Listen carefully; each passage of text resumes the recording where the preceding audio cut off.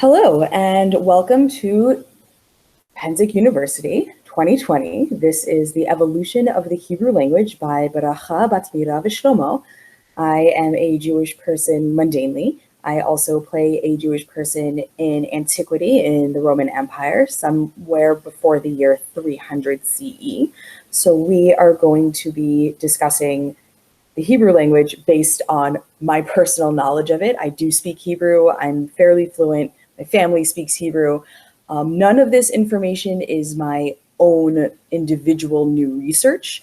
This is all fairly known and established stuff, but it's stuff you may not know. So I hope you enjoy this foray into the evolution of a very interesting language. We are going to be discussing who uses Hebrew, when, why, how the language has changed over time in some interesting ways, and of course, how we can incorporate its use into the SCA and our persona play. So there's actually quite a lot of options for that. And hopefully you'll learn something really cool and have a good time. You will not be learning how to speak Hebrew in this class. That is my other class about Hebrew grammar. But you will learn some cool facts about this language from antiquity until the very beginning of the modern era. So we are going to get started. As you may suspect, some of the people who use Hebrew are the Jews. This is a map of the Jewish diaspora from the year 70 until the year 500, so fairly late antiquity. The year 70 is the year that the Romans destroyed the temple in Jerusalem, and this is the beginning of the global diaspora. The Romans were not the first empire in the Middle East, far from it. You had the Greeks before them, you had the Assyrians, the Seleucids, plenty of folks who marched through that area. And there were Jewish diaspora groups established in Babylon, in Egypt, in Turkey, in Lebanon, well before the Romans marched into town, but they were limited to the Eastern Mediterranean for the most part. When it comes to the destruction of the temple in the year 70, this is the beginning of the modern global Jewish diaspora as we know it. Due to the Romans, you have Jewish communities set up not just in the Eastern Mediterranean, but all over the Roman world, all over North Africa, the Iberian Peninsula, Southern Europe, and then into Central and eventually Northern and Eastern Europe as well. And this is a process that, as you can see from the map, carries on for the first couple of centuries until the end of the late antiquity era. Where Jews go, they take the language and culture with them. So Hebrew is being spoken in all of these communities. Diaspora itself is, of course, a Greek word that means scattered, which is a fairly accurate way of depicting what happened to a formally centralized ethnic group scattered to the four winds. Now, the second map is a little more complex. This goes to more or less the end of period, 1600. And this is where the SCA, for the most part, draws its line. During this entire time period, this map shows you about 500 years worth. You have a lot of moving around within Europe and the Mediterranean. It's not just a matter of pulling in and establishing a community. Often these communities came under attack, and both individuals and entire communities were uprooted and forced to leave. And that, of course, means that you have a lot of cultural movement and dissemination throughout Europe, throughout the Mediterranean, throughout the Middle East. One particularly famous example is, of course, the expulsion of Jews from Spain by the Inquisition in the year 1492, and then only a few years later, again in 1497. This mass expulsion of Sephardi Jews generally went to the Ottoman Empire, the Middle East, North Africa, and parts of Eastern and Southern Europe. But they also went to other places in Europe, including Italy, England, France, and this is fairly standard. A fun fact is that plenty of Ashkenazim also moved around. So none of this is static. All of this is moving all over the place. So you're not looking at discrete communities. You're looking at a series of movements throughout the entire SCA period, almost 2,000 years. Now, of course, with migration comes new linguistic constructs. What does that mean? You have the creation of new syncretic languages, which is influenced by Hebrew, but based upon whatever the host language is.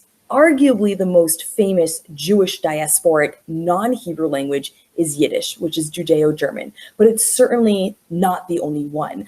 You also have Judeo-Espanol or Ladino, Judeo-Greek, Judeo-Portuguese, Judeo-Malay. These languages are very many and very diverse. Most of these languages are extinct. They're not being spoken, they're not being used. Some are dead, which means that they are still spoken, but not as a native tongue. Some are in the process of dying. We are not covering these languages. It's just too broad a topic. But what we can say is that the language of the host country also influenced how Hebrew was used and pronounced in these local Jewish communities. These different types of accents, these different types of Hebrew still exist. The way Ashkenazim will speak Hebrew, especially if they're coming from Europe, is going to be a little bit different in pronunciation than Sephardi Hebrew. Sephardi Hebrew is the primary influence on modern Israeli Hebrew as far as pronunciation goes. So these distinctions still exist to a certain extent. Hebrew itself is not an Indo-European language. It's an Afro-Asiatic language, and it's a Semitic language. More specifically, it is from the Canaanite language family. It is the only one of that language family still spoken. So that's pretty cool. It's arguably the most successful revival of a dead language. It never ceased being spoken. It wasn't not in use, but for a while it was no longer natively spoken. It was no longer a community's primary native language, but it was still being used until its revival as a native spoken tongue in the 19th century by Ben Yehuda. So that is already quite an interesting step in and out of use in that manner. Hebrew died out as a spoken native language sometime in late antiquity, somewhere between 200 and 400 CE. But it continued to be used as a liturgical language and a language of commerce, literature, and general connection amongst the scattered Jewish communities, again, well through the modern era until its revival as a spoken native language in the 19th century. The oldest known Hebrew inscription was found in a potsherd in an archaeological excavation in 2008, about 20 kilometers south of modern Jerusalem. That potsherd is 3,000 years old, and it's a very old form of Hebrew, and it's honestly difficult to distinguish it from Phoenician or Proto-Canaanite, which is a very closely related language. There is an even older inscription called the Gezer calendar, so it's part of a calendar, and that dates to the 10th century BCE. This is the Iron Age, assumed to be the time of Kings David and Solomon. Archaeologists are still arguing over if the Gezer calendar is in Phoenician or Proto-Canaanite or has already split into Paleo-Hebrew. So you are looking at a very long-lived language family. Now, by the time it's about the 6th century BCE is when Aramaic becomes the lingua franca of the Eastern Mediterranean. This is the general international language of that region. And occupied Palestine is not at all an exception to the rule. So this became a very standard language in use alongside Hebrew. Hellenistic Israel, so first the Greeks and then the Romans, was a multilingual society. Many Jews in the area are speaking both Hebrew and Aramaic as their native tongues. Many elites, many educated people, folks involved in trade and commerce are also speaking Greek, which is very, very typical for the Eastern Roman Empire. Aramaic, as a very closely related Semitic language, itself had an impact on Hebrew's use and evolution. A lot of Jewish prayers are in Aramaic, not Hebrew. So a lot of times, if I'm doing my daily prayers, I will switch back and forth between these languages without a thought, just because this is the language that it's in. The Gemara, the Talmud, is written in a specific Aramaic dialect, a Jewish Babylonian dialect. That dialect is no longer spoken. It is very different from the Aramaic dialect that still exists in Lebanon all the way through Kurdistan. That is a different dialect of Aramaic. They are not, in fact, mutually intelligible. Ask me how I know this after class. Some archaeologists will distinguish between how these different languages were used. Some will say that these different languages had different roles in Hebrew society in Hellenistic Israel. So there is a trilingual scenario where a lot of people are speaking all of these languages, where Hebrew was the local mother tongue with ties to Israel's history, its origins, the language of the religion.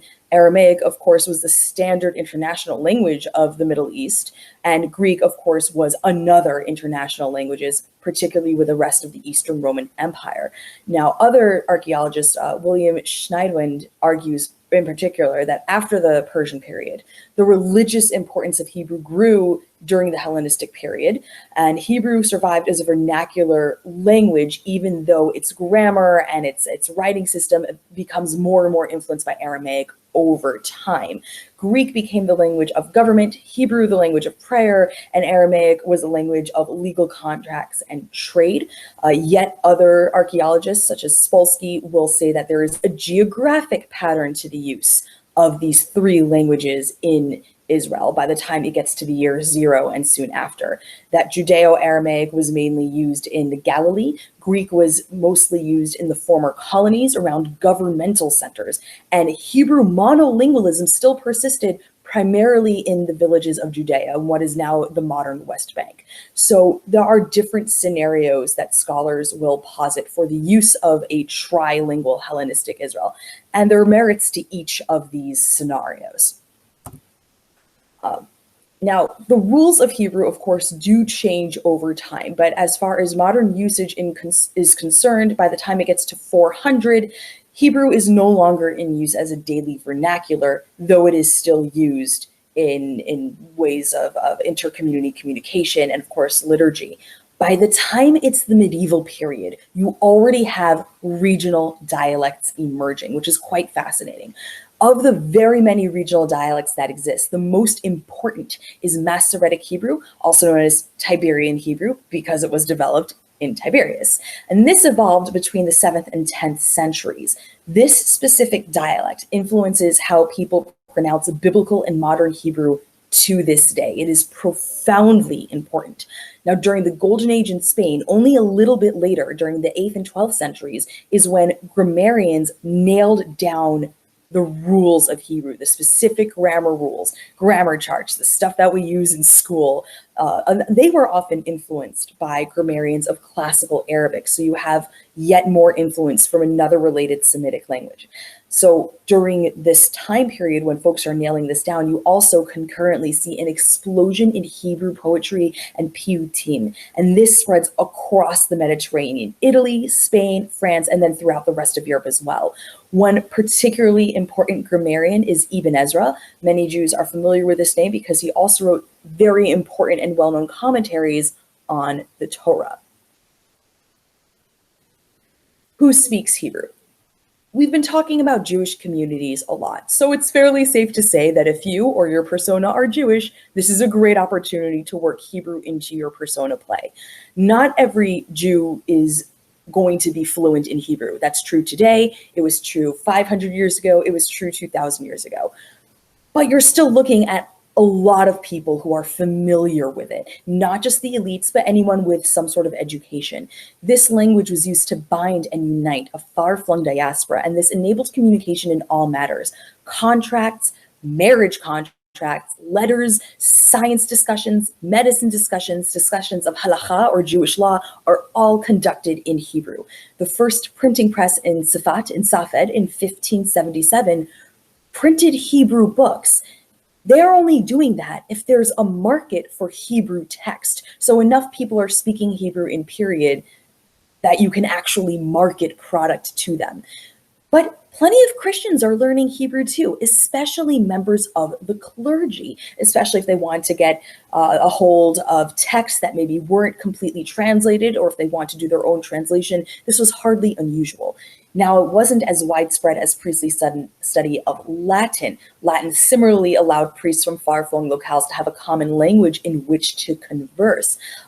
But this does mean that if you or your persona are situated in a place where you have contact with a Jewish community, which is not unreasonable, you can work Hebrew into your persona play, regardless of your own background or your persona's background. So there's a lot of opportunity here to work in this language into your persona play if you so desire.